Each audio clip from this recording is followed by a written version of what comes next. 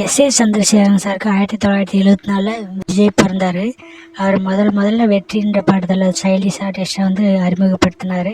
அதிலே திறமையாக விளையாடினார். அதுக்கப்புறம் அவங்க தங்கச்சி இருந்தாலும் ரொம்ப சோகம் அடைஞ்சிட்டாப்படி விஜய். அவர் அவர் ஸ்கூல் முடிச்சுட்டு அதுக்கப்புறம் காலேஜ் போய் விஸ்காம்ஸ் ஜாயின் பண்ணாப்படி. அந்த பாதியிலே வந்து டிஸ்கண்டினியூ பண்ணிட்டாப்படி. அதுக்கப்புறம் அவர் ஒரு லீட் ரோலில் நடித்தார் நாளைய திருப்பு படத்தில். அந்த படத்தில் வந்து சரியாக கெயின் ஆகலை அவர். அதுக்கப்புறம் தொடர்ந்து ஒரு 5-6 படங்கள் வந்து தோல்விகள் அடைஞ்சிச்சு.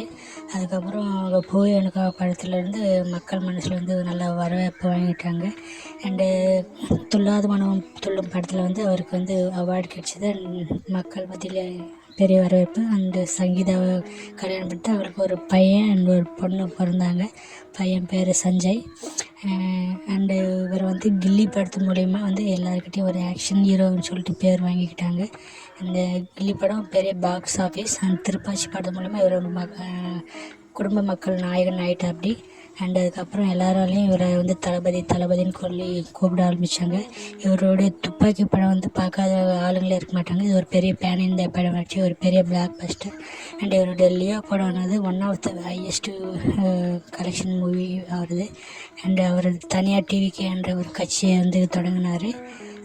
அதுக்கப்புறம் வந்து இப்போ ஜனநாயகன் படத்தில் வந்து நடிச்சு அப்படி. இதுதான் அவருடைய சுயசரிதை.